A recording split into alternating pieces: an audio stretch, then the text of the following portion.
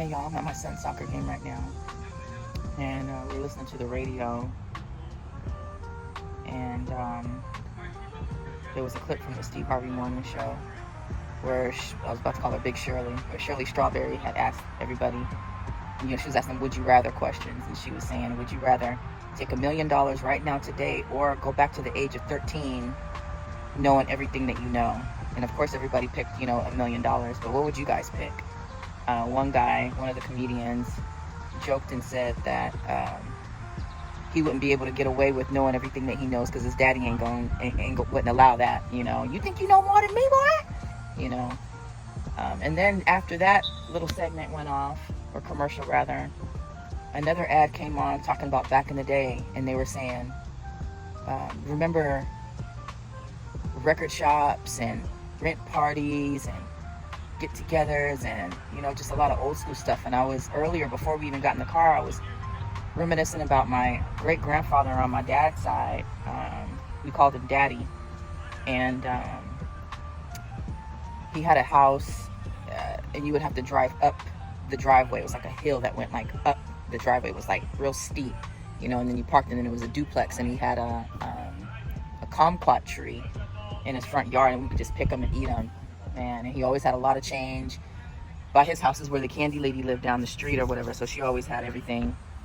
And I just miss going there and hanging out. And his house always smelled like pipe tobacco, pipe smoke.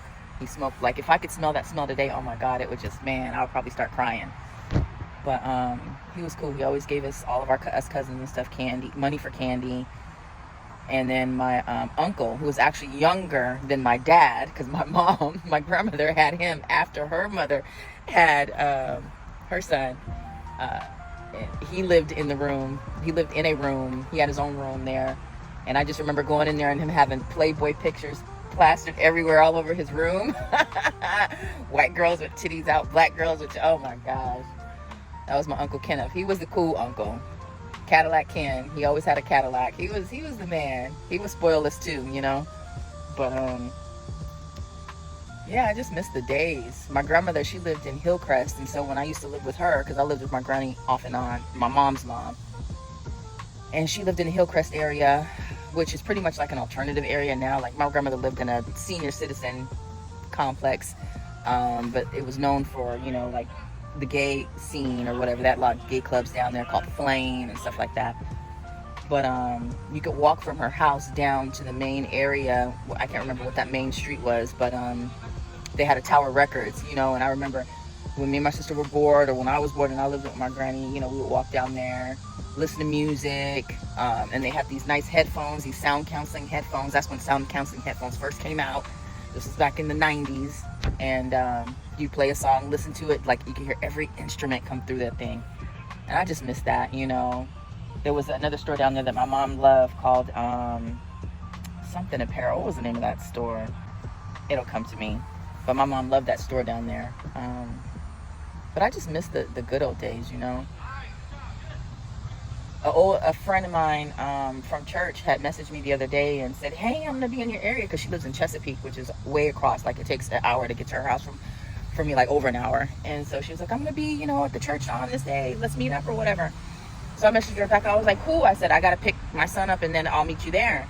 So she texted me back a couple hours later and was like, well, she said, well, let's just schedule another time to meet up and catch up or whatever, because I don't want your son to be bored in the car. And do y'all remember back in the day, when our parents, met up with a friend or saw somebody that they knew, and what did we do as kids? We entertained ourselves. You know what I'm saying? Like, these kids, they just whatever, but I took it as, she wasn't really interested anymore in meeting up, or that may have been her genuine concern, but it wasn't one of mine, and I didn't push it, so I let it go. And I'm like, all right, cool, we'll meet up some other time. But when our parents ran into people, you just sat in the back seat, or you got out and started playing with whatever was around you, or you fought with your brother or your sister in the back seat, or you played, or you turned the radio or whatever while your parents had a conversation, and you better not be in that conversation, or it's one of them, stay in the kids' place, My aunt used to always tell me, because they always had the best conversations, all the juice, all of the gossip, whatever was going on, So I'll be sitting there, And she always would say, what would my aunt used to say to me? Kids are to be seen and not heard, you know, or she would say, get out of my mouth. Get out of my mouth and go play somewhere, you know. So we knew to keep our mouths shut. And if you heard something, you just kept it to yourself. You just listened, you know. But it was always best to just not be seen, you know. And that same aunt, she lived in Encanto. And I used to always, not always, but I did this at least 4 or 5 times when I was a kid. My dad, whenever I heard my dad saying he was going somewhere, I'd be like, can I go, can I go, can I go? Especially if he said he was going to my Aunt Sanamu's house. If he said I'm going over to Sanamu's, I'm like, oh, I want to go, I want to go, I want to go. And he'd be like, no, stay here with your mom and your sister, whatever. Man, please. I would sneak in the back of his car because he would still be getting whatever he got to do before he leave. I would run. I would hop in the back of his car.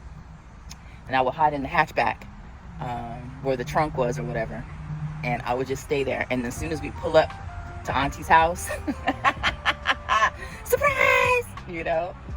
I don't think I've ever snuck in there where my dad went somewhere he didn't say he was going, you know.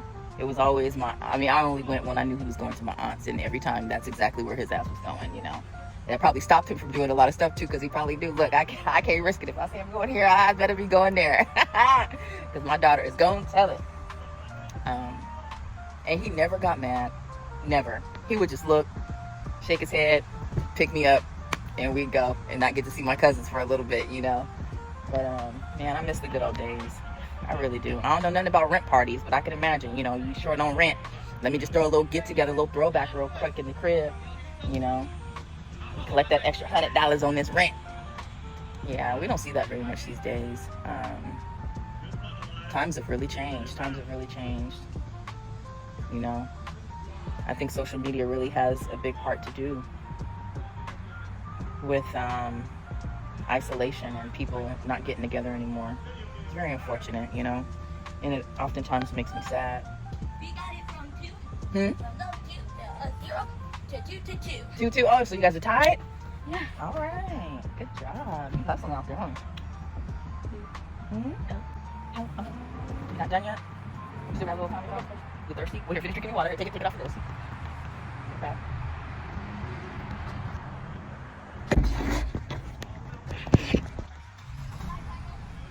Soccer practice. It's always something to do, child. Always something to do.